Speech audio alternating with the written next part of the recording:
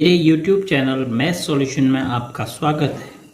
यदि आपने अभी तक चैनल को सब्सक्राइब नहीं किया है तो प्लीज़ चैनल को सब्सक्राइब कर बेल आइकन का बटन ज़रूर प्रेस कर लें, जिससे कि गणित के किसी भी प्रश्न पर बनने वाली वीडियो अपलोड होते ही नोटिफिकेशन के द्वारा आप तक शीघ्र पहुंच जाए। अब अगली रचना जो हमें सीखनी है वह है किसी भी कोण का समद्विभाजक खींचना। कोई भी दिया हुआ कोण हो आकृति में, उसको हमने बराबर दो भागों में बांटना है।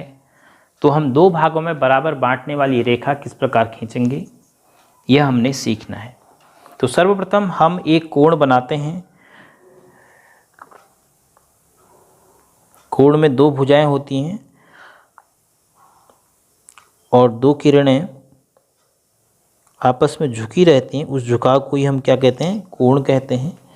तो इस बिंदु पर कोण बना है, यानी इस बिंदु से किरणों की शुरुआत है। इस बिंदु का नाम मैं लग दे रहा हूँ ए, यह बिंदु है बी माना, और यह बिंदु है सी।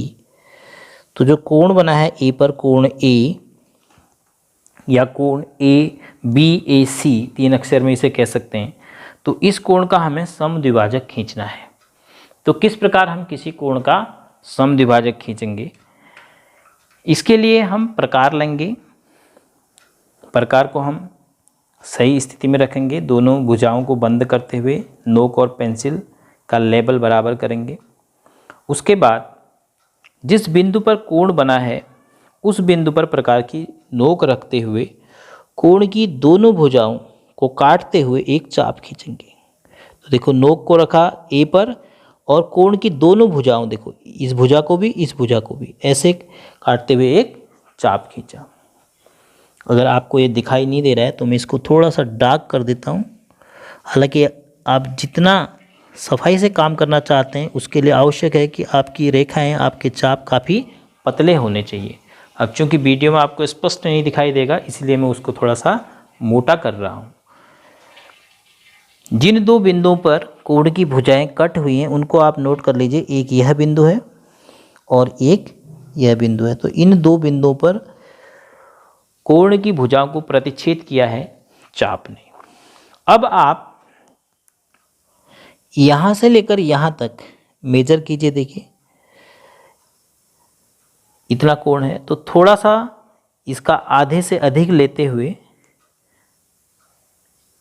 इस कोण का आधा लगभग यहाँ पर होगा, यहाँ पर आधा होगा, तो इससे थोड़ा सा अधिक चाप लेते हुए आप एक बार नोक को रखेंगे एक भुजा के प्रतिच्छेद बिंदु पर और वहाँ से आप ऐसे चाप खींच देंगे।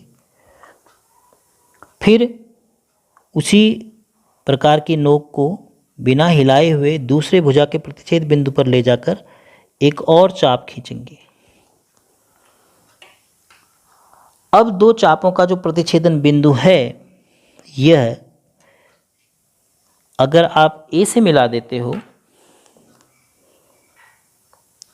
तो यह जो रेखा मिलेगी आपको, यह कोण ए का समद्विभाजक होगी। अर्थात यहाँ से लेकर यहाँ तक यह कोण और यहाँ से लेकर यहाँ तक यह कोण मान में बराबर होंगे। तो कोण का समद्विभाजक खींचना हमने सीखा। सर्वप्रथम हम क्या करेंगे, जिस सिर पर कोण बना है उस सिर पर आप प्रकार की नोक रखते हुए कोण की दोनों भुजाओं को काटते हुए एक चाप खींचेंगे।